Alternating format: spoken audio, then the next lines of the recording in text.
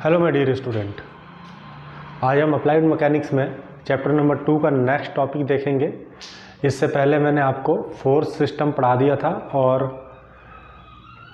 Transmissibility of force का जो सिद्धांत था वो भी मैंने कवर कर दिया था। जिसने भी ये वीडियो मिस किया है वो प्लेलिस्ट में जाकर उस वीडियो को कंप्लीट देख सकते हैं और इस वीडियो को शुरू से एंड तक देखें, जिससे कि जो आज का टॉपिक है वो आपके अच्छी तरह आपको समझ में आ सके। तो आज का जो टॉपिक है वो है लॉ ऑफ सुपरपोजिशन। ठीक है, लॉ ऑफ सुपरपोजिशन के साथ साथ हम थोड़ा सा अगला टॉपिक भी देखेंगे जो है law of forces. Law of forces के अंदर हम 3 तरह के लॉ पढ़ेंगे। बस बेसिक्स बताऊंगा, आज डिटेल में नहीं बताऊंगा, डिटेल में नेक्स्ट वीडियो में बात करेंगे हम। ठीक है, तो शुरू करते हैं इस वीडियो को। मेरा नाम है मोहम्मद सद्दाम और मैं आप सभी का अपने यूट्यूब चैनल द मैक मस्ती पर स्वागत करता हूँ। तो आज का जो टॉपिक है हमारा वो है लॉ ऑफ सुपरपोजिशन। ठीक है, ये चैप्टर नंबर 2 है, चैप्टर नंबर 2 अर्थात यूनिट नंबर 2 है। तो ये लॉ जो है ये बेसिकली क्या कहता है, इसको हम डायग्राम से भी पढ़ेंगे। लॉ लिखा क्या गया है वो मैंने यहाँ लिखा हुआ है अंग्रेजी में, हिंदी में मैं आपको बेसिक्स समझाऊंगा।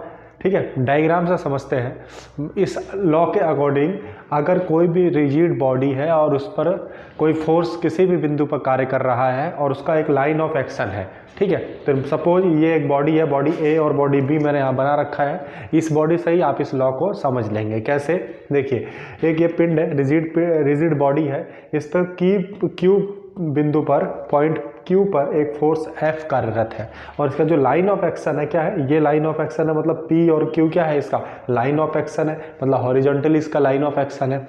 इस प्रिंसिपल के अकॉर्डिंग, इस लॉ के अकॉर्डिंग, अगर इस पिंड पर कोई ऐसा दूसरा पिंड जो कि इक्विलिब्रियम कंडीशन पे है, जो कि साम्यावस्था कंडीशन में है, उसको अगर इस पिंड से जोड़ दिया जाए या घटा दिया जाए तो इस पिंड पर कोई इफेक्ट नहीं पड़ता है।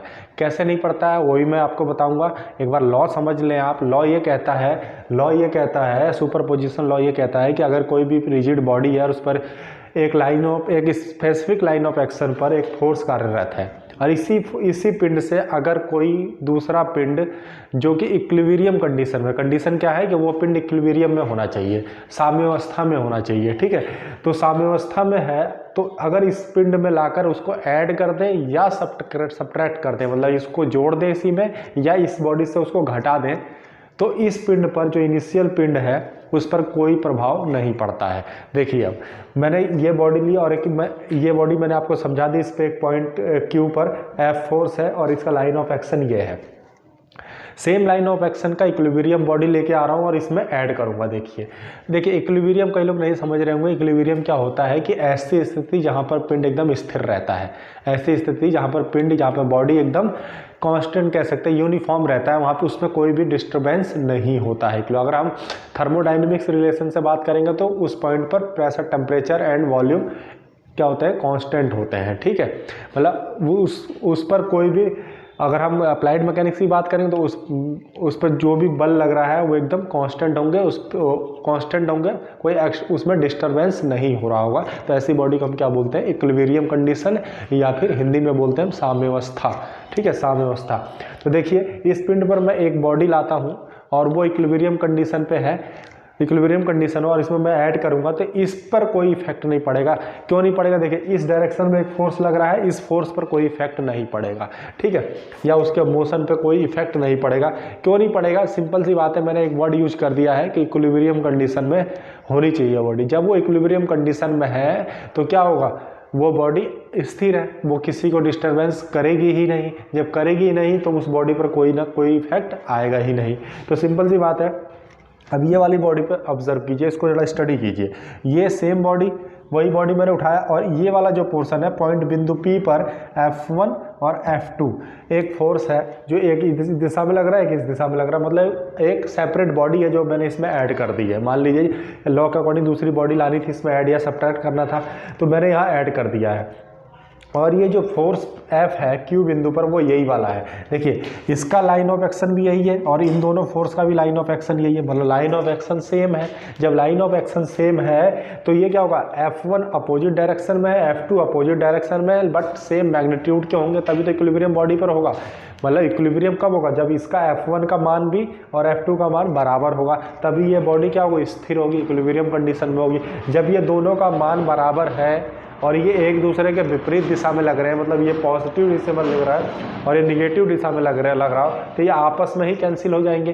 तो जब ये आपस में ही कैंसिल हो गए तो इस पर तो कोई प्रभाव पड़ेगा ही नहीं। और यही लॉ कहता है कि अगर कोई भी ऐसा पिंड है जिस पर कोई बल कार्यरत है, उसका एक स्पेसिफिक लाइन ऑफ एक्शन है, तो समान लाइन ऑफ एक्शन का कोई दूसरा पिंड जो इक्विलिब्रियम कंडीशन पे है उस बॉडी से जोड़ दे या घटा दे तो उस पिंड पर कोई प्रभाव नहीं पड़ता है। यही लॉ कहता है। ठीक है, तो ये यहाँ पे आपने देख लिया कि जैसे ये मैं एक इक्विलिब्रियम बॉडी लेके इस पर ऐड करता हूँ तो इस पर कोई प्रभाव नहीं पड़ता है। क्यों नहीं पड़ता है, क्योंकि ये आपस में ही कैंसिल आउट होते हैं या फिर वो इक्विलिब्रियम कंडीशन पर है, तो इस बॉडी पर कोई इफेक्ट नहीं कर पाएंगे क्योंकि वो आपस में ही लड़ते रहेंगे कि मैं ज़्यादा, लेकिन वो है तो बराबर।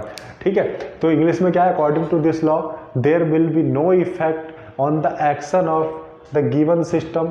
गिवन सिस्टम कौन सा, ये वाला system, of the force acting on the rigid body, कोई भी एक फोर्स है उस पर रिजिड बॉडी पे एक्ट कर रहा है। इफ एडेड और subtracted from them another system of force which is also in equilibrium, वो इक्विलिब्रियम कंडीशन में होना चाहिए, कंडीशन है उसकी। ठीक है, तो यहाँ से बात समझ में आ गई आपकी कि इस लॉ के अकॉर्डिंग अगर कोई भी सिस्टम ऑफ कोई भी एक सिस्टम है, रिजिड बॉडी है, उस पर किसी बिंदु पर F फोर्स कार्य कर रहा है, कोई भी एक फोर्स कार्यरत है और उसका एक स्पेसिफिक लाइन ऑफ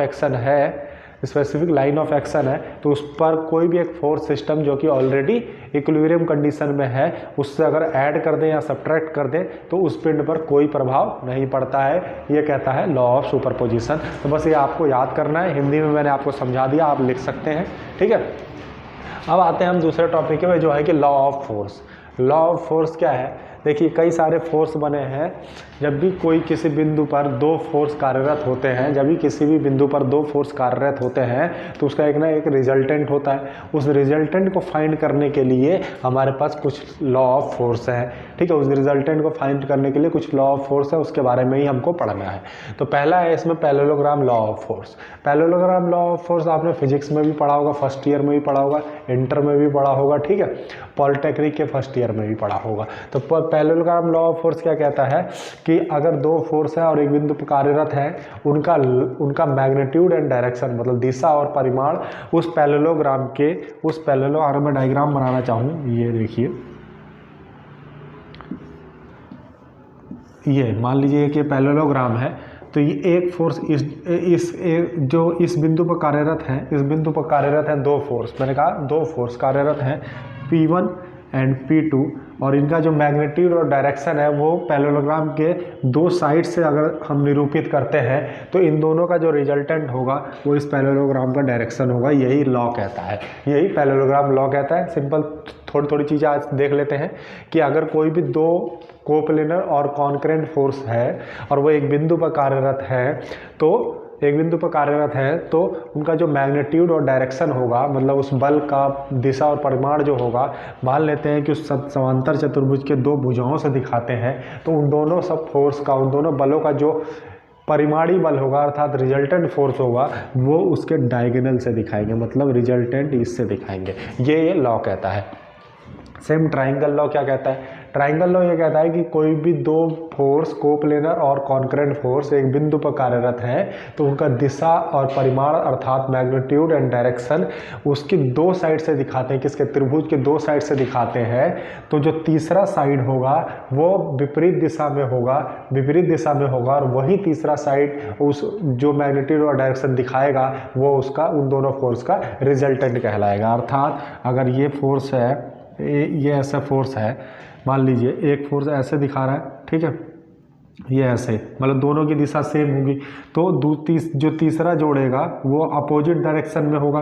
वो क्या होगा, अपोजिट डायरेक्शन में होगा। तो ये जो तीसरा वाला लाइन होगा यही क्या दिखाएगा, ये मान लीजिए P1 दिखा रहा है, ये P2, तो यही क्या दिखाएगा, उसका रिजल्टेंट दिखाएगा, जो लाइन उस ट्राइंगल को क्लोज करेगा। तो ये लॉ ट्राइंगल से पता चलता है। अब पॉलीगन लॉ क्या होता है, पॉलीगन लॉ भी यही है कि मान लीजिए पॉलीगन क्या होगा, पॉलीगन बहुभुज की बात कर रहे हैं। बहुभुज का नियम क्या होगा, बलों का बहुभुज का नियम क्या होगा कि अगर कोई सिस्टम ऑफ फोर्स एक बिंदु पर ही कार्यरत कर रहे हैं, कई सारे सिस्टम ऑफ फोर्स हो सकते हैं, एक बिंदु पर कार्यरत कर रहे हैं, तो मान लीजिए एक पेंटागन है। पेंटागन क्या है, एक बहुभुज है, एक पॉलीगन है, ठीक है। इस पर बहुत सारे फोर्स लगे हैं, ठीक है, इस पॉइंट पे, इस पॉइंट पे, इस पॉइंट पे। तो जो ये पॉइंट होगा, ये और ये क्या है, फोर्स दिखा रहे होंगे। तो जो लास्ट लाइन होगी जो कि क्लोज करेगा पॉलीगन को, वो हमेशा विपरीत दिशा में होगा, और यही जो लाइन होगा, इसी का जो मैग्नीट्यूड और डायरेक्शन होगा, यही उसका रिजल्टेंट दिखाएगा, ठीक है। तो क्लोजिंग वाला जो साइड होगा वो क्या दिखाएगा, रिजल्टेंट दिखाएगा according to polygon law of force से, ठीक है। तो ये 3 चीज़ें मैंने आपको सिंपल बताया है। एक एक चीज़ें हम अलग अलग वीडियो में देखेंगे, उसका डेरिवेशन सॉल्व करेंगे, न्यूमेरिकल सॉल्व करेंगे, ठीक है।